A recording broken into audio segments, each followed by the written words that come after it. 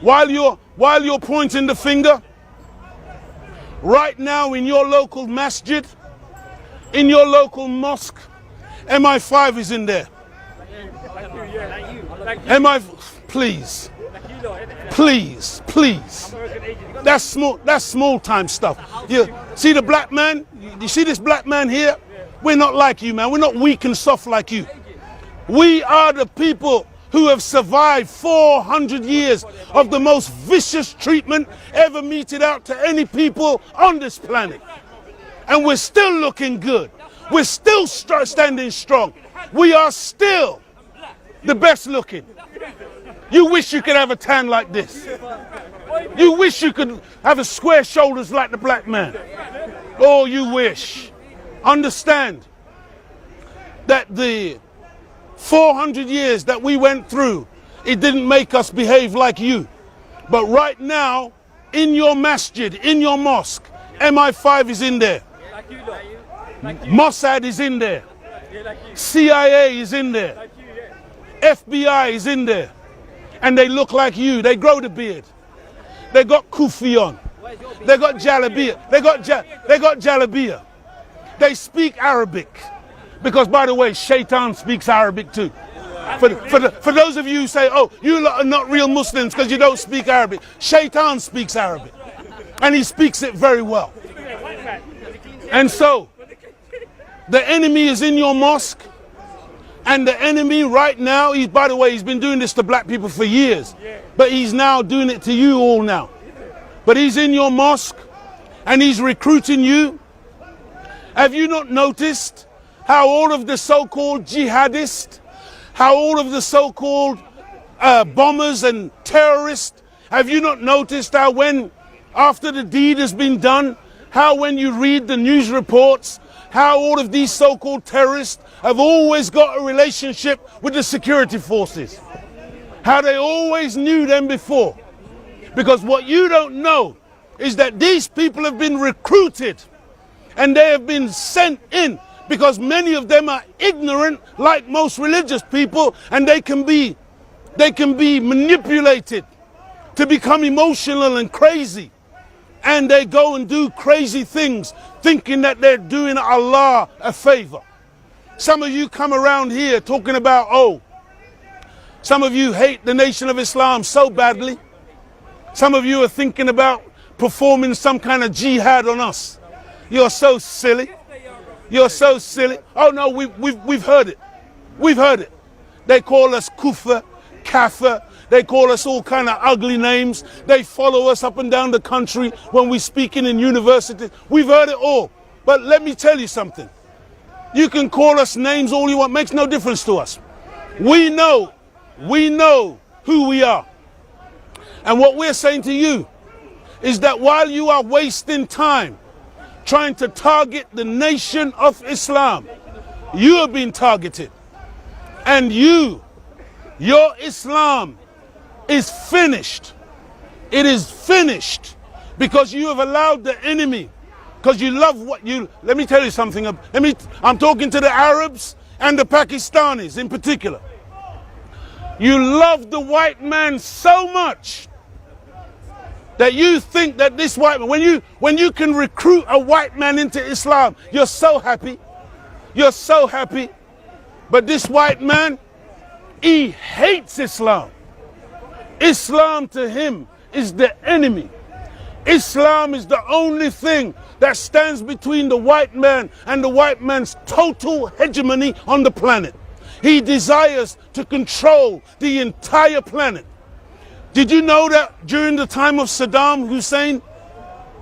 Did you know that when Saddam was in power, Sunni, Shia, Hanbali, Sufi, all of the Muslims, Jews, Christians, they all lived in peace in Iraq. There was always some little tension, little friction. That's the nature of people who have different beliefs. But there was nobody bombing another person's mosque.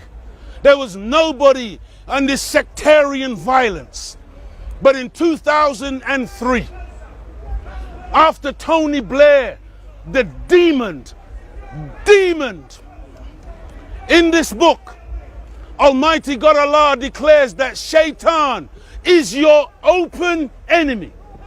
He's not hidden. In this book, Allah says, walk not in the footsteps of the devil. Devil has got footsteps. Devil is a man. But you all think the devil is under the ground with a horn and a pitchfork and a tail. You are like children. Children. The white man is the devil. Try it, say it again. He is the devil of your scriptures. And he is the one, when he told the big lie that Saddam Hussein had weapons of mass destruction, and he knew very well that they had none. Because for 12 years previous, they had sanctions on Iraq. And Saddam couldn't even fly his own planes in his own country. That's how much they had Iraq locked down. Over 1 million Iraqi children died under sanctions. And Marilyn Albright, who was in the government of the American administration, she was the Secretary of State. When Marilyn Albright was questioned as to was it worth 1 million Iraqi children dead, she said yes it was. This is how the white man thinks. Tony Blair told a big lie, and then tens of thousands of tons of TNT and high explosives fell on Iraq. They said, oh, we got no problem with the Iraqi people. Our problem was with Saddam. But they were bombing Iraqi people. They refused to count the Iraqi dead. Every British soldier who died there, you had to know his name. You had to know the name of his widow. You had to know how many children he left behind. But you never learned no names of no Iraqis because their lives don't count. But you love the white man. You love him so much, and you believe that he's going to be your savior. Watch and see. You will see what we teach in the Nation of Islam. We don't have to prove that the white man is the devil. Guess who's going to prove it? White man. White man's going to prove it to you. Right now, he's targeting Iran. See, he went and he targeted Libya. And he told a damnable lie. By the way, because some of you Arabs, you hated Gaddafi. And why did you hate Gaddafi? Because Gaddafi loved black people.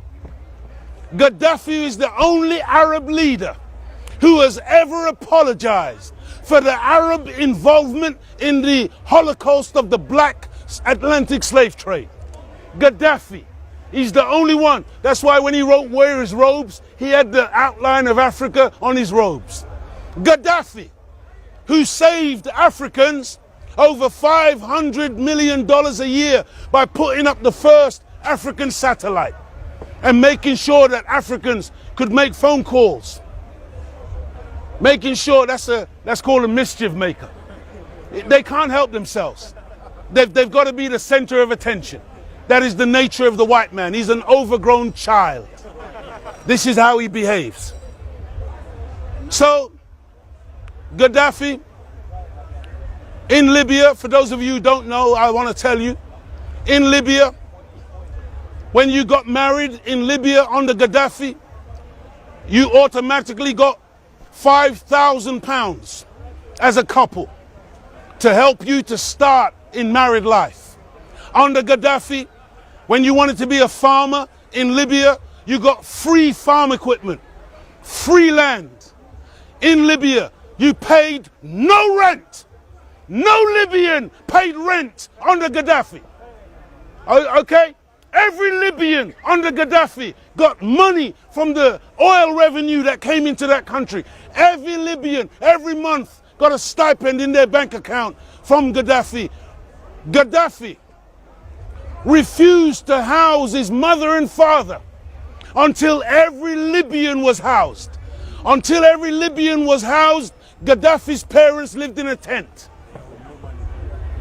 Gaddafi's Libya was the only country on the planet debt-free, owed no money, no budget deficit.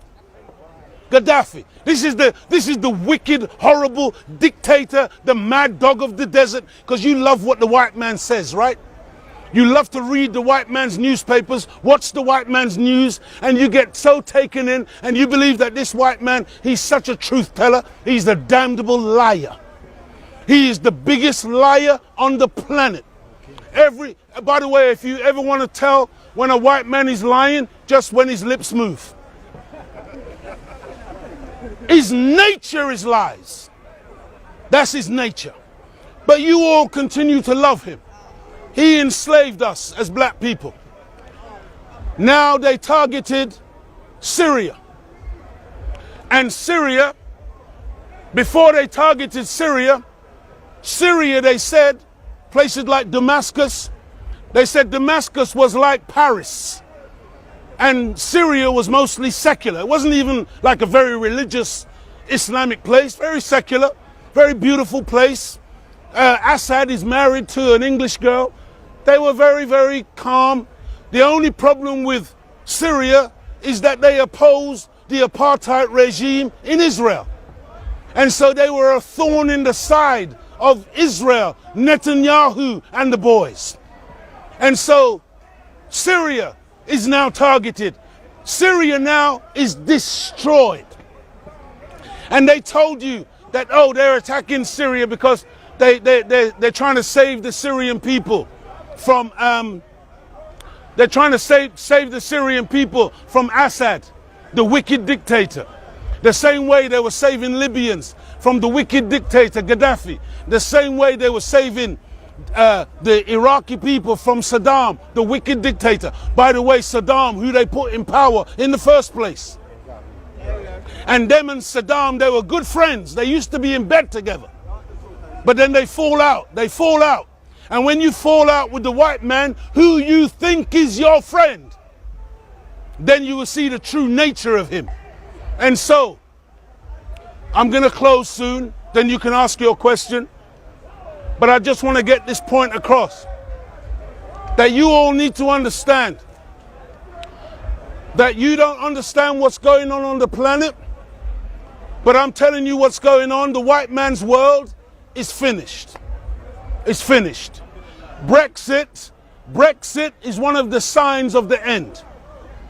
Donald Trump in the White House is one of the signs of the end. Boris Johnson becoming the Prime Minister, another sign of the end. It's all over.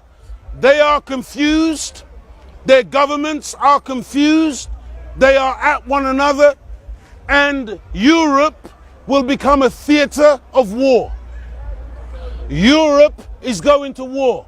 They're making war on the Arab nations right now because they've got to crush Islam.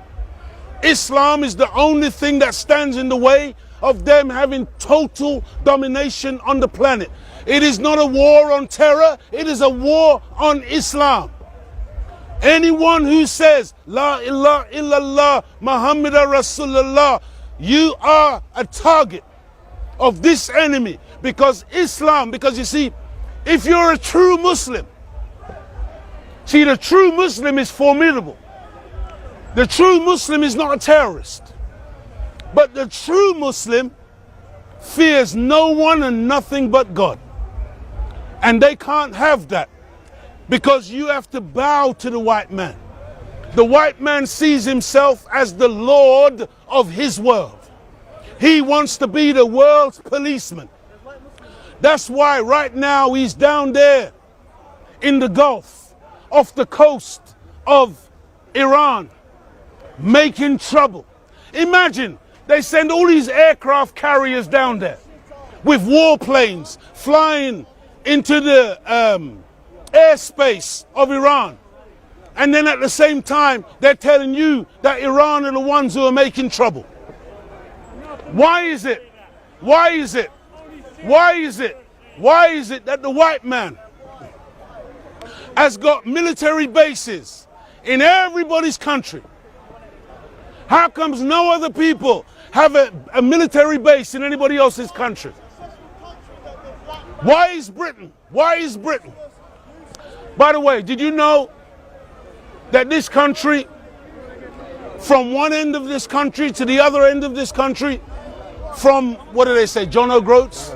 And what's the other place? From Land's End to John O'Groats, this country is approximately 600 miles long. What that means is that this country can fit into New York State. That's how small this country is. Yet, this country is second only to arms export and arms dealing to mighty America. That's how much of a warmonger Britain is. Of the 190 odd countries on the planet, I want you to hear what I'm saying to you. Of the 190 odd countries on the planet, Britain in its history has had conflict with over 170 of them. Over 170 countries on this planet. This country has been at war with them. What does that tell you? But no, you love the white man. The white man is my friend. Okay, let me tell you something. If you travel regularly with a friend in his car, and every time you're driving down the road with your friend in the car, your friend is always on his horn. Burp, burp, burp. He's got a problem with that driver. He's got a problem with that person on the bicycle. He's got a problem with the bus. He's got a problem with the pedestrian. Oh, get out of my way. He's what's called a road hog. And every day you get in his car, he does the same thing. When are you going to realize that the problem is not the people out there, but the problem is your friend? When are you going to come to the realization that the problem is not the people that Britain keeps pointing you to, but the problem is right here with the white man? The white man is the devil. Yes, sir. He is the devil of your scripture. He can't help himself. Devilment and evil comes out of the white man like a web comes out of a spider. He can't help it. Some of you got white friends, and you have a little argument with him or her, and then she says, "Oh, you black bastard," and she's shocked. She's shocked. You're not only shocked, she's shocked. And she says, "Oh, I don't know where that comes from. I'm so sorry." Or she will curse a person with brown or black skin, and she'll say, "Oh, not you, you're all right. You're all right. As long as you bow to me and you capitulate and you're a good boy, you're all right." We know what we're talking about. We know the history. We are the people who have suffered at the hands of the white man for 400 years. And to this day, black people are still, some figures say, 7 times more likely to be arrested, 26 times more likely to be arrested. There are some 64 million people approximately in this country. Black people, African Caribbean, I'm one of those. I was born on the island of Jamaica. African Caribbean people, we are supposed to be approximately 1.9 million. We are a little tiny little minority. But when you read the statistics, you would think that we are the criminals. You would think that we are the worst people in the country, because that's how we are labeled. There was a man called Mark Twain, very famous Caucasian writer, and Mark Twain said, there are 3 lies. Lies, damn lies, and statistics. And the white man, he manipulates statistics to paint a picture of people that he wants to label in a particular way. That's why many of you today, you're shocked when you see us, because we don't fit the stereotype of what you think a black man is. Very rarely do you hear a black man talking like me, because normally with black men, we're so busy trying to make you happy. Today we put little earrings, studs in our ears. We look like little girls, black men, because we're trying to make you happy. We walk around with our backside out and our trousers down around our thighs, trying to make you happy, trying to make you think that we're still little boys and not men. You're not used to seeing men uniformed together. See what the uniform represents? In the word uniform is the word unit, is the word unity, oneness.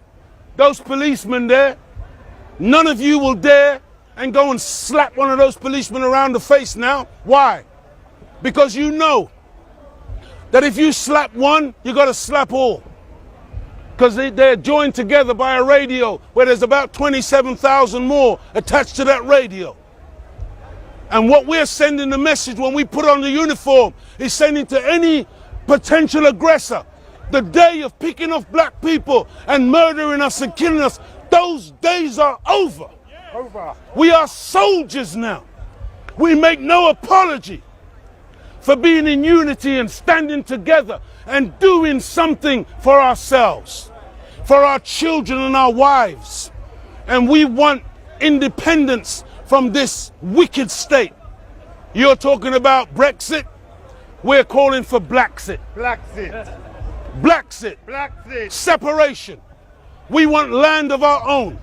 We don't want to be under the tutelage of the white man no longer, because they had us in bondage for 400 years. They said we were set free in 1833, 1834. Where's our treaty? Where's the agreement?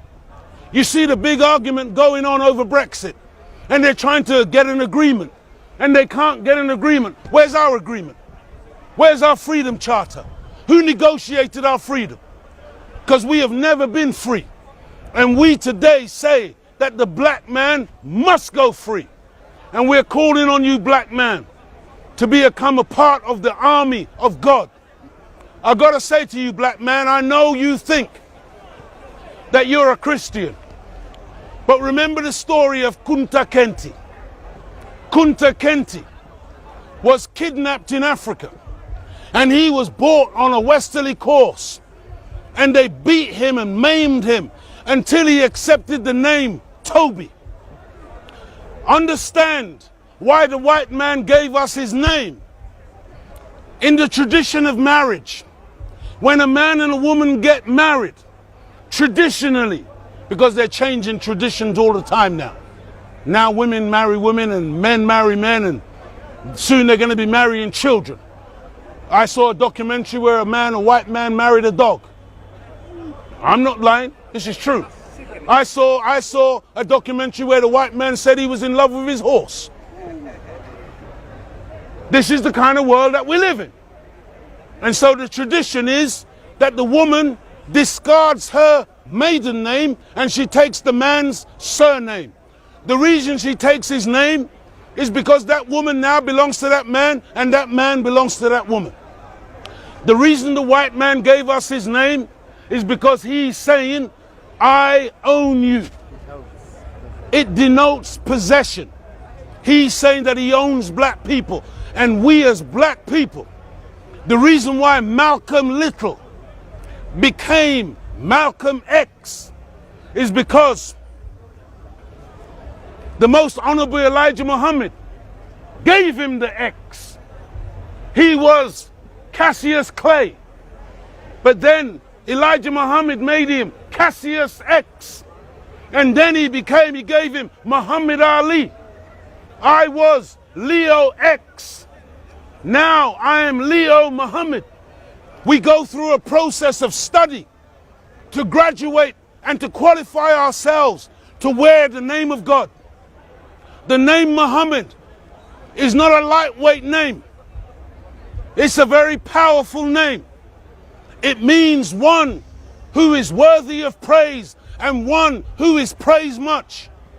But you should know as Muslims, when somebody praises you, you don't take the praise.